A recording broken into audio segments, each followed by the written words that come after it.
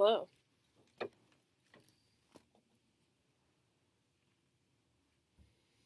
My name is Jenny, and this is the second video I am recording for my class of Fromm, which is of psychology basis,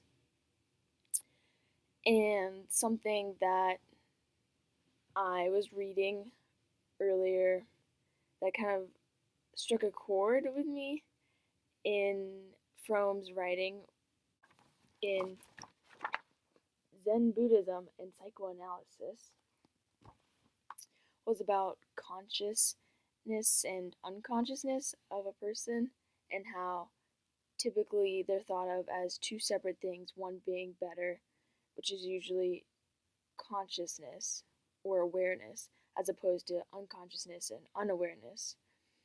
And what Fromm argues is that,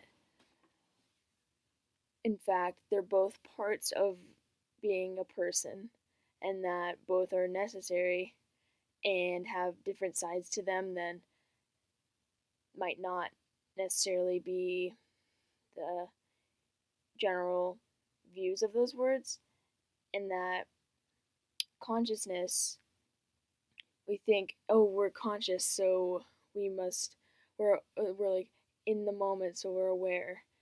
But to quote Eric Fromm, he says that most yet it is quite obvious that consciousness as such has no particular value.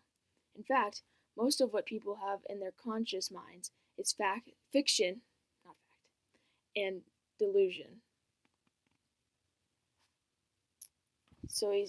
So in this he's saying that being conscious or aware, these views that I, in my ego box, think I know, is not necessarily the following the true definition of conscious, which is often thought to be synonymous with purest thought or belief. And that a person needs unconsciousness to be their full self, and that if everyone walked around being, quote, aware, then how would we connect through through the things that happen in our unconscious? In the golden circle, for instance, when in the bottom part that represents our unconscious, if we were only focused on what was conscious in ourself, then the true, then seemingly the true initial reactions, or second reactions maybe, would just be annihilated.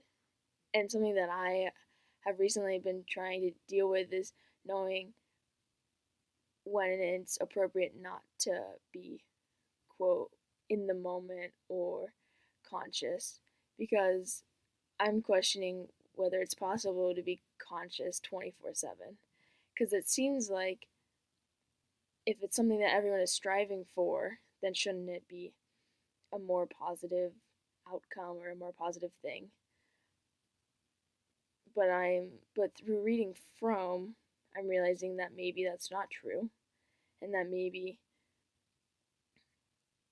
training yourself to know to dig up the unconscious, or at least allow the unconscious thoughts to affect the conscious ego, then maybe that's what's truly important and what will actually have the greatest effect. And it's not a matter of being aware of yourself, being aware all the time.